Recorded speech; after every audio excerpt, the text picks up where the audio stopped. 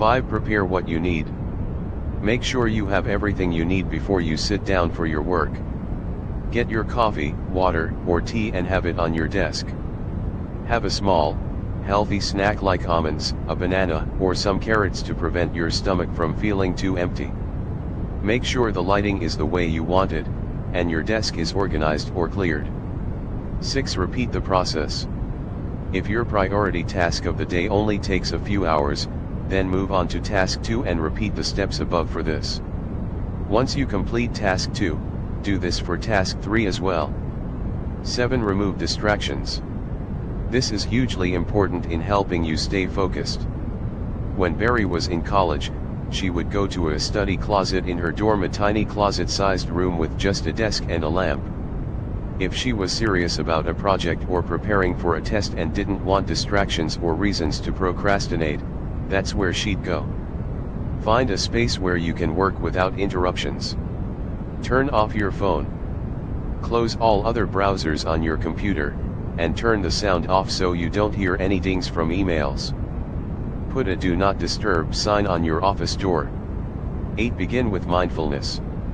Before you begin your first subtask of your most important task for the day, close your eyes, take a few deep breaths, and set an intention that you will complete your task easily and productively.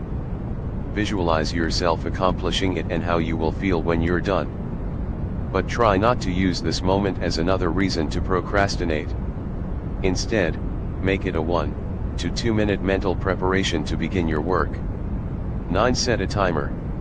If you have a hard time focusing, set a timer for 20 to 30 minutes, or less if you have a really hard time focusing.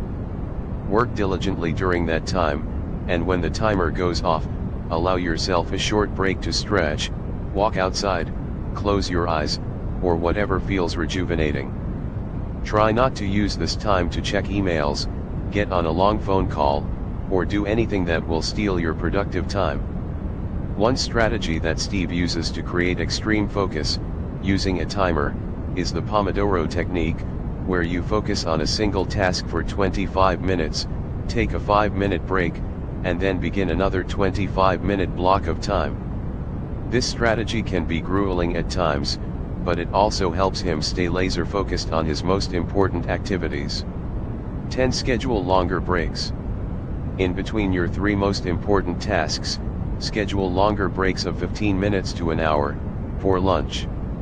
Use these breaks to re-energize by doing some exercise or meditation, or by having a non-stressful conversation with someone. 11. Reward yourself.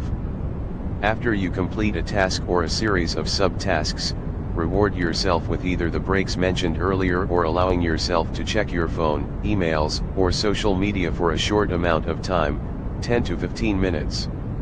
Or do something else that feels rewarding and motivating. 12. Schedule mindless tasks.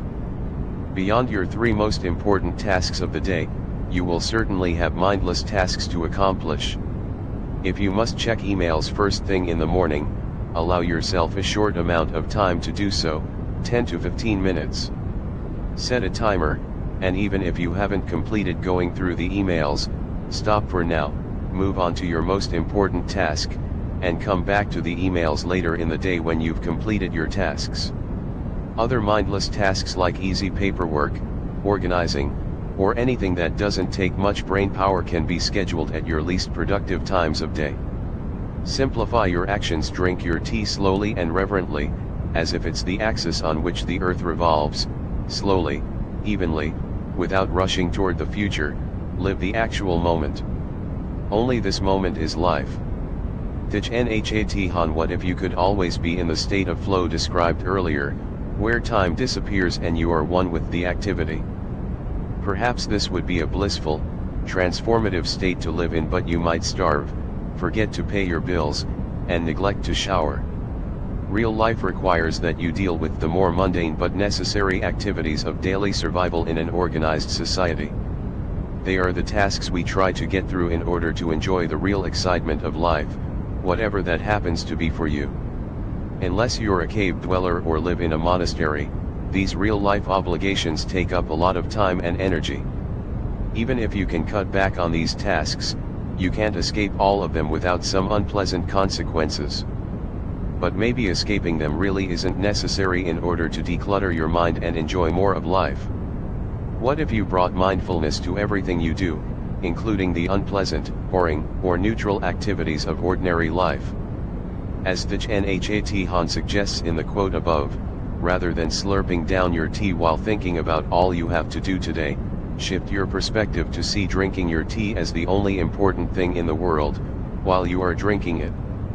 This shift would apply to everything you do, from washing the dishes to cleaning out the cat box. Maybe you don't want to be present when cleaning the cat box, but presence is the state of mind you want to seek in everything you do. Is it possible to be present all of the time? Not really. But you can try. And if you succeed in living mindfully just a little more often, you'll discover that the joy and peace you seek is at your fingertips all the time. Let's examine 5 ways you can bring mindfulness into your daily life to become present and aware even during the most mundane activities. Number 1. Eat meals mindfully. Once upon a time, people used to spend hours producing and preparing food. They would stop in the middle of a day for a big meal called dinner, when everyone would leave work and sit down together to eat. Later on, dinner happened in the evening, but still it was an occasion when people sat together and spent time eating and talking. With the advent of fast food, technology, and multitasking, eating is often relegated to a quick meal between obligations, something necessary to keep us fueled for our overscheduled lives. Not only do we neglect the ritual of family meals, but too often we overlook the simple joy of eating. We may not have as much time to focus on food preparation as our grandmothers did, but we can be mindful of the food we eat and how we experience a meal. This means not eating in front of the TV or computer, but rather sitting with your family or alone in a quiet, distraction-free place. Here are a few thoughts on mindful eating. Before you eat, look at the food and notice the colors, smells, and textures. Close your eyes and breathe in the aromas. Notice your own hunger and urge to eat. When you put the first bite of food into your mouth, notice the immediate tastes and sensations.